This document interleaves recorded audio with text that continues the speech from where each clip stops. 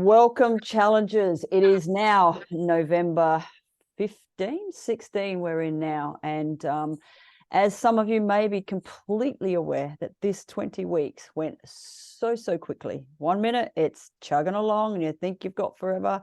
And now here we are, just over 2 weeks away from the end. On a personal note, Sue, how have you been coping with the 20-week challenge yourself over this period of time? Yeah, so for me, thanks for asking because, even professionals need to check in. So, Mm. for me, I've found some mornings where it was like, am I doing this? Okay, yes, we're doing this. So it's really about bringing yourself back into the moment. And I had to do that for me as well. On busy days, like I can start working at sometimes 5 in the morning, depending on where my clients are around the world. So, for me, I really had to make sure that I was on time with those things and do the set and forget method for me. Like that worked the best. Mhm. Because yeah, I'm human as well. And, we all have our things where we go, not today. But yeah, definitely it's worth sticking at it. Mm-hmm. Have you been happy with your progress thus far, or have you had any regrets at all over this 20 weeks? I love my progress. I really have. Like, I came into this deciding, like, I was sick and tired of myself being the weight that I was before, and I Mhm. came into this really with the mindset that it was this or nothing, and if I wasn't going to do this, then what was I going to do? And this was the best option because I had people around me that I could use as a support team. I had obviously my own skills, but it's really, I think, having the community that got me through this.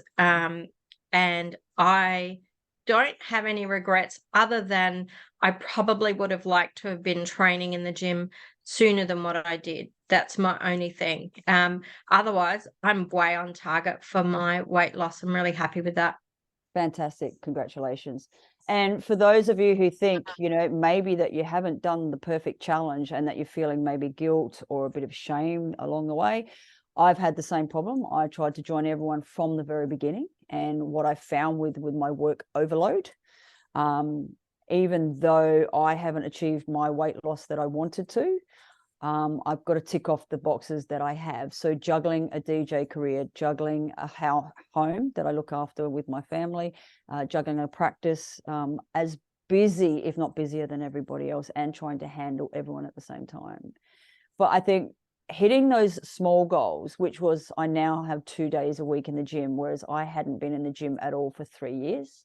So that for me is a massive tick. I think getting up and walking and going for walks when I need to get off my butt and realize if I don't start moving, you definitely will put on the weight that you need to put on. Big tick. Yeah. Making sure food preps are being done. And basically, for some of you mums out there, for the first time in my life, I understand what it's like to keep house. I've lived a very recluse, single lifestyle for most better part of the previous 5 years to this. And because I'm the one that sort of does all the food prep, does all the shopping, does all the washing, all those things to support my wife so that she can do the hours that she does and run a business, I completely understand how looking after yourself always gets put last. And we'll talk about that in a sec. But I did manage to tick a few boxes from the 20 weeks. And for January 1st, for me, I want to take it to that next level. And I'm hoping some of you in this challenge are ready to not give in completely. So that's where I'm at as well, guys. So if you feel that you failed, you haven't failed, just tick off all the things that you have. And we will discuss this at the final intention ceremony. And there will be a questionnaire for all of you to ask and answer for me so that Sue and I can get together with a 2024 program that will help all of you take it maybe to another level. And a few of you that have made it to the end, definitely if you want to take it a step up. But some of you may want to set what Sue calls the reset button. So I'd like you to tap on to the thing they call the reset button. So we know what it is for a computer. And it's a very good analogy because I'm always saying to people, at night, get some sleep, reset, defrag. We tend to not do that often enough and give ourselves credit. Yeah, absolutely. So, I I don't know if it happened on your end, but my end just froze, so I missed a chunk of that, but that's okay. That's okay. Um, are you cool if I talk on the reset if for a second about that? Yep. Yeah. So at any time we can hit the reset button. The reset button just means that we give ourselves permission to start again. We don't get into the saboteur, self-talk. We can go into our sage, and the sage is resetting and being okay with having, the reset, so that we're not losing what we've just come from. And that's the thinking sometimes when the shame and the guilt sets in, is that we've lost all what we've done. We actually get to keep what we've done. We just get to reset and retweak whatever it is that's happened and keep going with that, a new mindset. So get Mm. rid of the saboteurs, the negative self-talk, and start talking kind to ourselves, and that's going to help with part of that block. But the other thing is actually doing the internal work around whatever that block is. Mhm. Yep, I agree. And a lot of people, including myself, I feel the energy of the group where some people have like completely just given up. Like Yeah. they probably feel that they feel shameful. And I don't want people to feel that way, because at the end of the day, you have made steps and bounds by just coming onto the challenge for a start. And we will discuss them at our intention ceremony about what are the achievements that you have made, and that's really important. So let's talk about the shame and the guilt and giving up, because I think people think it's easier just to give up, Yeah. even though sometimes they give up right at that real pivotal moment that they were just taking off. Yeah. So, like, we get to a certain point and then we hit that change. And that can be a really dip for some people, because they can feel like they're, on a treadmill that doesn't seem to stop. And that's when life gets too much. And in those moments, we really need to reconnect back to our why. Why did we start this? Why was it that we came into this? And we've got to remember that. Like, we've really got to do the dig in deep and not go to the guilt and shame, because if we've got there's something there that we need to deal with. Because hitting the reset button, coming in and, having this mindset that, okay, why did I start this? Why did I come into this program? Why, what did it mean so much for me to actually start this challenge, and why have I lost that? So is it the external environment that's saying, oh, you can't do that? Because sometimes people don't have supportive families or supportive people. So a buddy system is really good to have somebody else that you're accountable for. So we can sometimes tell our own personality types, and we can say, well, maybe I need a buddy to get through this. But it's never too late. It's never too late to restart. It's Mhm. never too late to do that reset button. It's 24/7 permission on the reset button, and to not feel that guilt and shame, but to get back in it and go, you know what? This is why I started this. This is why I get up in the morning, because I wanted to fit into those clothes. I Mhm. wanted to feel good. I want to get up every day and have that energy. So whatever anyone came into the challenge thinking, they need to reconnect back into that. And that stops the other stuff happening. Yeah. Do you think that's because they lose sight of that, which is the classic text I sent this morning about kind of what's the outcome? What have I even visualized? What did I Yeah. visualize to be my complete ending? Yeah. And people kind of lose sight of that as well. The power of visualization, the power of affirmation. Yeah. Um, and I guess we all do it, but we still have, you said, and we had that discussion this morning about how bad do I want it? Some people have wanted it more than others and Yeah. have proven to themselves that they can. What is the term that you used this morning about someone maybe not hitting their lowest point yet, ready to push them, to drive them in order to get what they need at the end result? Yeah, so it depends on what programs the person's running internally. Like when we do the deep internal work, then we uncover some patterns. But generally, if somebody's in pain, they then go to suffering. And sometimes people don't believe that they're deserving of the change. But if we don't put that picture in front of us as to we can look like. So if you imagine running an old program, it can't visualize what the new program is going to look like. So we have to get a picture of some mentor or model that we want to have. And then when we've got that, we connect back with that, because then we start that journey, that visualization journey into who it is that we want to become. And we then can start seeing, and it creates momentum and inspiration. But if we don't have that, then we're going completely the opposite. And then we start to retract and go back to the old ways, and external influences happen. The negative self-talk happens. Then we start hiding. Mm-hmm. And when we hide, it's like, yeah, well, it's give up.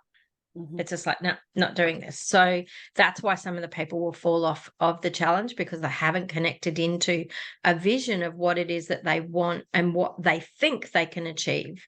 Mm-hmm. So you take somebody that hasn't done anything.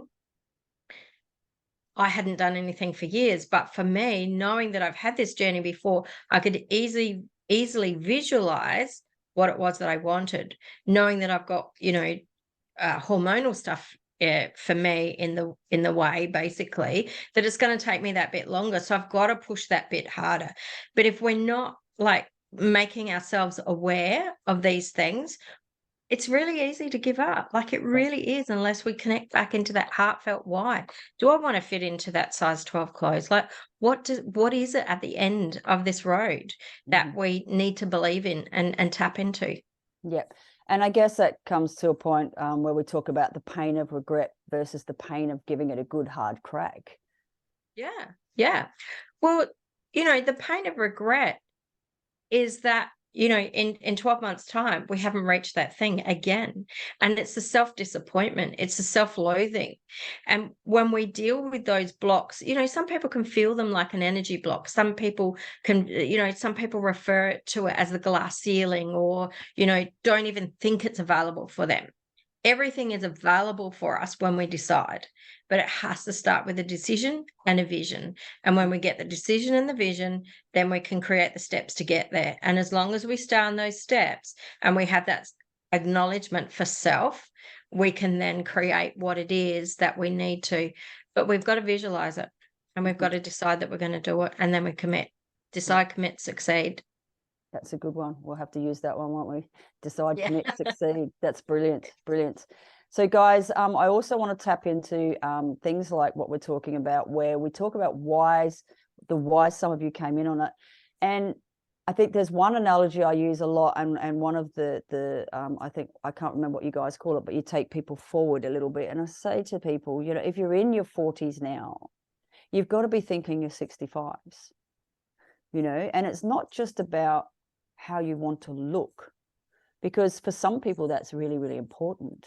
But some of you are mothers and now becoming grandmothers. And for me, my trigger was always, my grandmother died when I was 11. Mm-hmm. She wasn't, even though she looked after us, she couldn't look after us. And she probably felt that guilt. She couldn't get up and move with us. She couldn't play games with us. She couldn't do all the things she wanted to do with us. And I guess that allowing people to have a real strong think about what their future looks like and what they would like it to look like. Again, and I think we tapped on this in the very beginning, is that something that you come across quite regularly? Do people really not look at the beginning or the ends near that, or are they more interested in sort of the nows? No. Yeah, it's really about self-awareness. And I was actually having a conversation with somebody the other day who is younger than me, who pretty much has had some really impactful health things happen. And the conversation was, well, I was just expecting to die. I was just waiting. It's like, how does that even happen? Like, okay, you got a diagnosis, you were young. Yeah, but I let myself go. But okay, you let yourself go, but why didn't you think that you could actually, change this around? And some people don't. Society creates global beliefs that we will die at certain ages. There's certain expectations that if we've, trashed our bodies and things like that, that we will actually just, one day not be here. And some people do think about an early death. The truth is, we can live past that. We can live past parents and grandparents, and we actually need to set ourselves up for a journey in a future that we are going to be, living through. And so we need to create these milestones, whether it's the 50, the 55, the 60, 65. These need to be milestones for us, and they need to be healthy milestones, and no more of this like psychological head game of, well, I'm going to die one day. That's the attitude that a lot of people have when they've given up, or they don't see anything more than what they've experienced in life and the people around them. So proximity is power.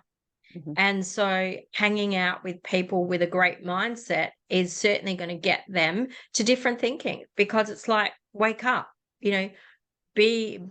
bring that awareness into your own stuff that you actually might live that bit longer. Mhm. And you don't want to be living longer suffering, right? No.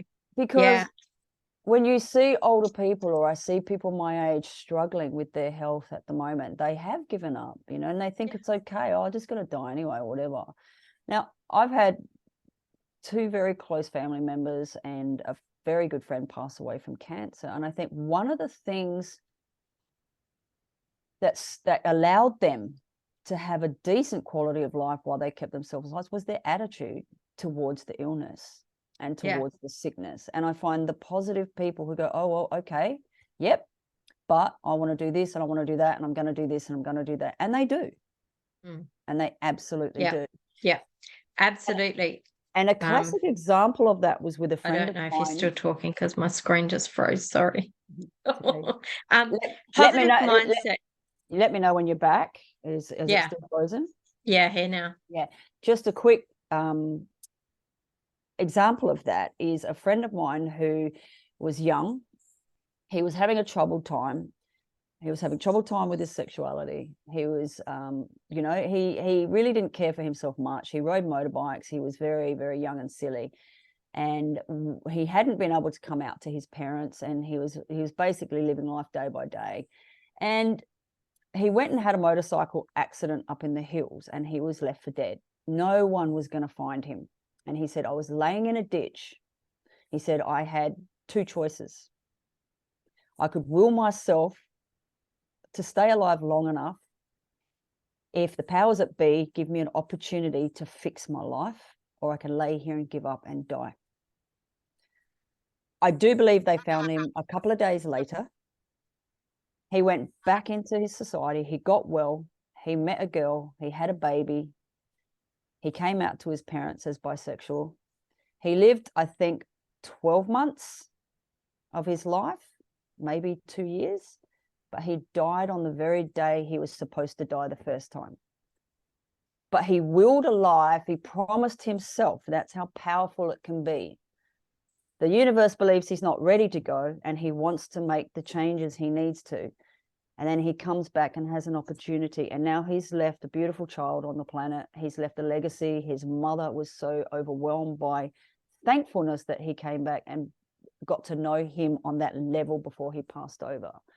And I think that's an important story to understand, that if you want something bad enough and you will it to happen, the universe will provide with every step of the way what you need, but it will know when your time is up. You don't have a choice. We're all guaranteed we're going to die, right? That's a guarantee.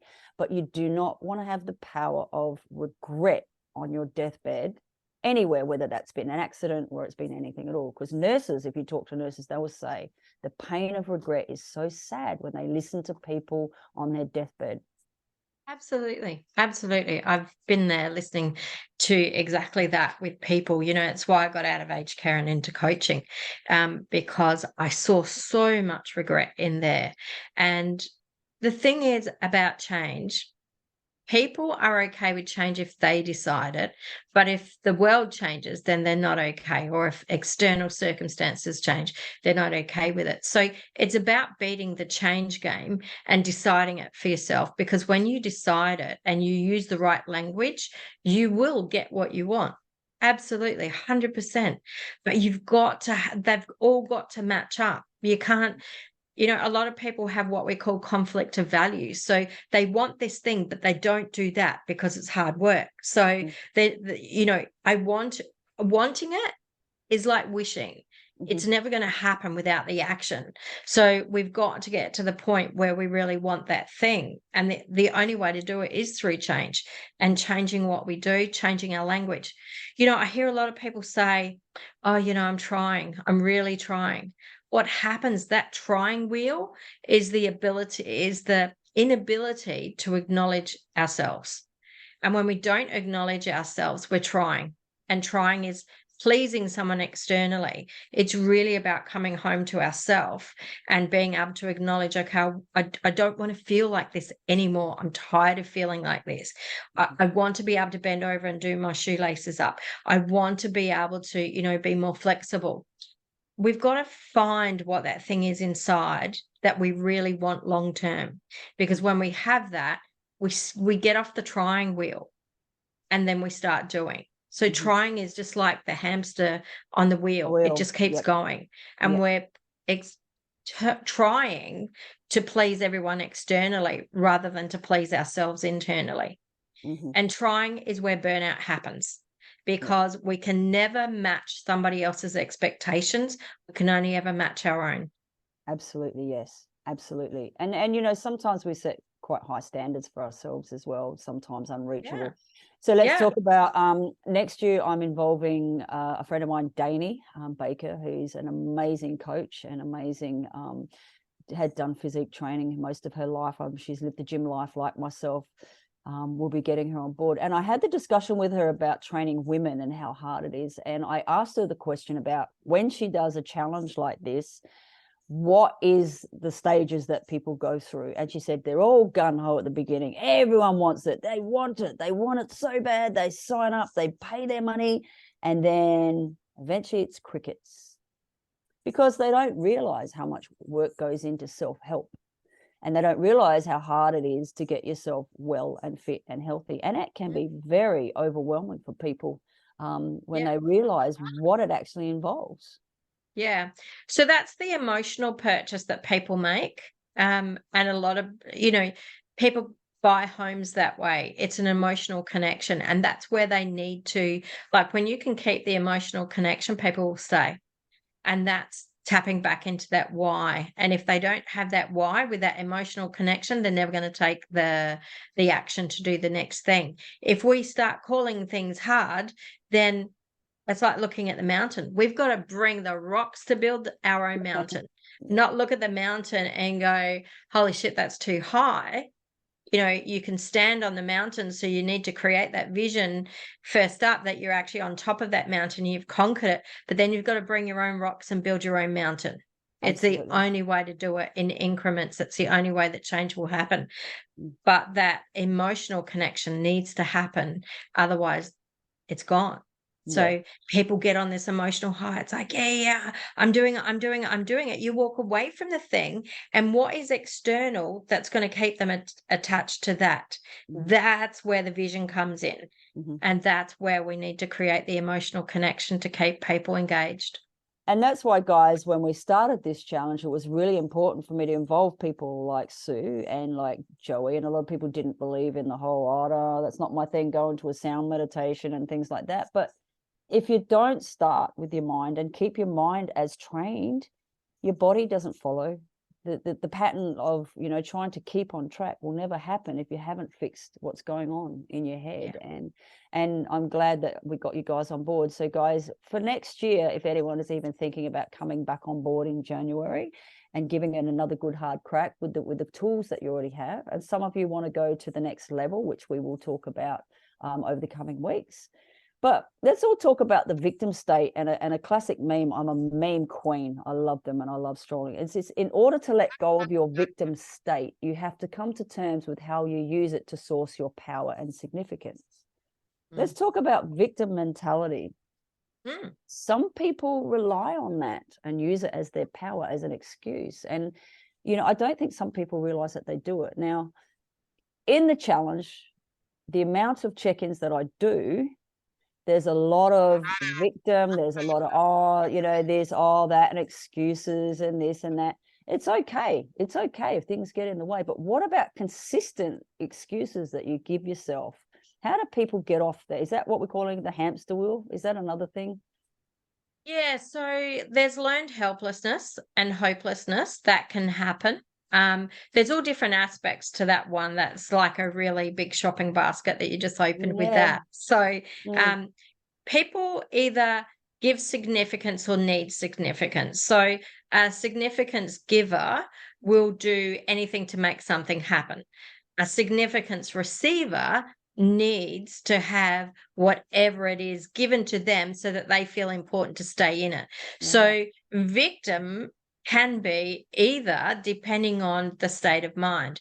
If they haven't made the decision and connected emotionally, they're going to fall back into the victim mode. And the victim mode is woe is me. Let's get out the violins because, it really is. So if I'm talking, with my friends, I have a particular friend who goes and has these victim modes. And so I say to her, right, you've got 10 minutes. This is your pity party. I'll get out the violins and I'm going to play them for you. And that's all you get. 10 minutes. And we do. And I literally do sit there and go like this.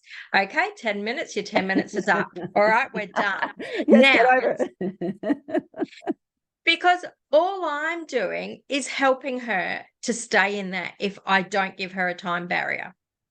So it's a learned behavior and we can learn to get out of it as well. Yep. So Yep. we need to reconnect. It all comes back to reconnecting with the why, doing the inner work and getting rid of whatever it is that gets us to that point of helplessness. Mhm. I've lived that life of helplessness.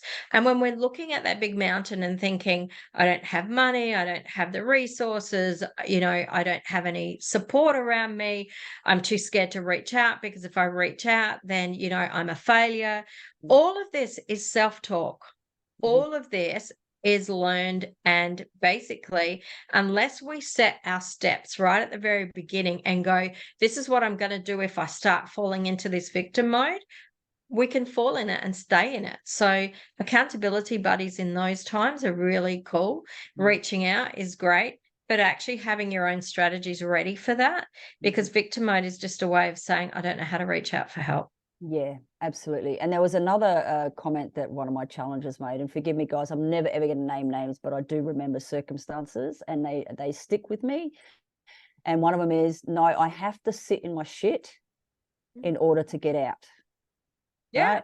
Things are Yeah. going really bad for me at the moment, but I have to sit in my shit in order to pull myself out and get to where I need to be, because no one's going to help me. It's like the analogy, you're going to sit in your shit in your nappies, no one's going to change them for you anymore. You have to actually sit in your shit until long enough until you realize it's time to change your underwear. It's and some of us have all hit rock bottom at some point in our lives, and I don't need to replay my life, but every time something gets thrown at you, yes, you can have a pity party, but no one's going to pull you out of that.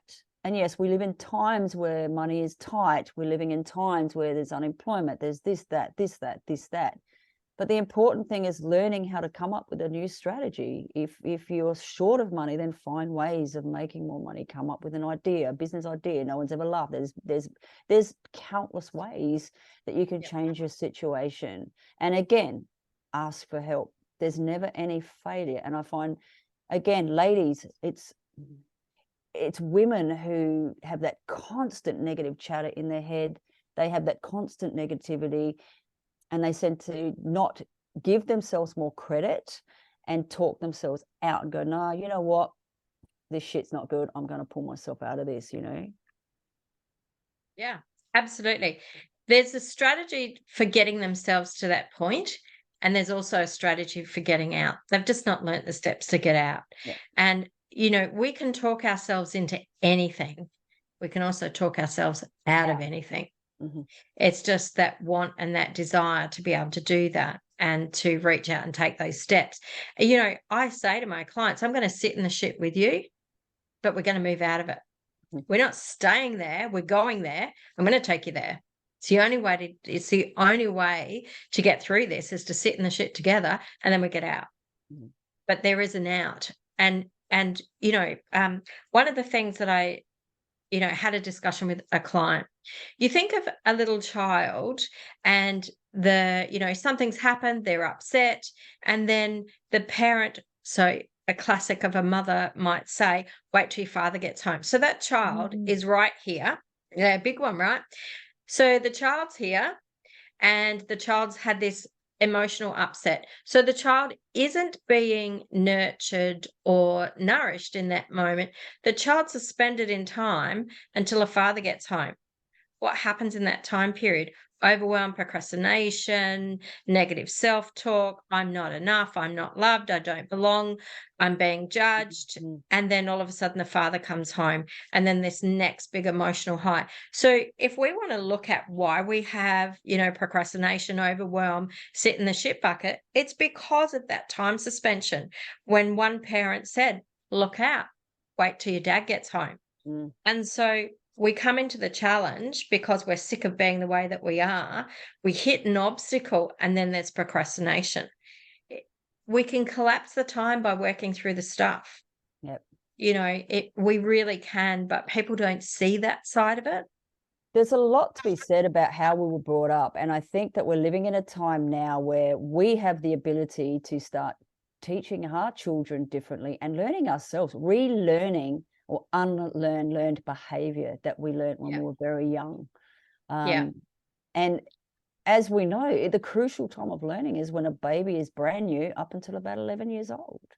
And that shit sticks with you forever. You have to make a concerted effort to rid yourself of all of these things we're talking about. Yeah, there's the wounded child and there's the unseen teen. And that's where I do most of my work, is with those two areas. Because you think about the wounded child, they, are carrying these new beliefs now that all these big people have told them that they need to believe. Then all of a sudden they're coming into teenage years. And as a teenager, you need to know where your boundaries are. And if you don't have a parent that teaches you where boundaries are, you're pushing them. You're trying to find them yourself. So it's never terrible teens or terrible twos. It's a kid trying to find, where are my boundaries? Where are my edges? Like, help me feel safe here. Help me navigate my emotions. Don't shut them down. Yeah. And so when we get to, do things like coaching, we get to reparent ourselves, and we get to deal with those moments so that they don't keep popping up and becoming triggers, because that's all we're doing. We're running up against the triggers from our childhood consistently. It just looks different. And from one relationship to the next, it's a different picture. From one job to the next, it's a different picture. And if there's, they don't see me and they don't hear me, they're classic childhood things. So sometimes people will hide, like that. The dropping out is actually hiding. It's not wanting to be seen because there's shame or guilt that's come up. And what they've done is they've hit a wall of something, a trigger of the childhood. Yep. It's really easy to work through. Yeah. And guys, even if you don't continue on this challenge, Sue is available at all times for sessions with her. And if you feel that you would like to give this another crack in the future and you want to work on your stuff, it would be really wise to get in contact with Sue and have a few sessions. And then when you are ready and you're mentally ready to take on something like this, then sure, look us up again, because we've got lots planned for next year with a different kind of structure as well, which we can start allowing you to work on those things first, and then we go into the more intense stuff later. So Sue's on a quest to go on a holiday to Queensland for the next couple of months. Will you still be taking clients online? Yeah, absolutely. I'm still working. So I do most of my work online. So, it's no different. It's just change of location for me, and I'll get to catch up with other coaches and things up there. So that's really exciting. But it's really important for everyone to remember, it's never too late to do the work. There's always a reset button, and that stuff that happened to you, one, it's not your fault if stuff, is holding you back, and it's okay to share it. One of the things that, I found with my stuff, as, a lot of personal things, was who can I give this to? Who can I share this with? Because there's a need to feel safe, but there's also this fear. Who can handle this? Well, that's my job. That's what I do. You know, it's really important that people know that they've got a safe space that they can talk about the deep stuff. Yeah, awesome.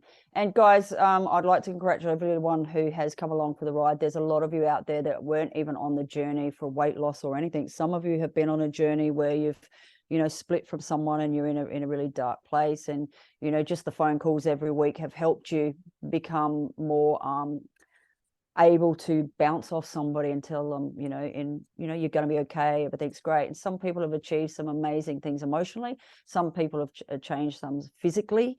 But out of all of this, you're all doing well for yourself, and thank you for joining. And thank you, Sue, for all your help this year, because it really has been an integral part of the challenge. And I'm glad you've been along for the ride as well. Thank you. It's been really, I've loved it. And it's certainly, you know, from a place of my heart that I come, you know, doing this kind of work. I know that there's so many people out there that need it. Keep rocking and doing the great job that you're doing as well. And my door's always open. Awesome.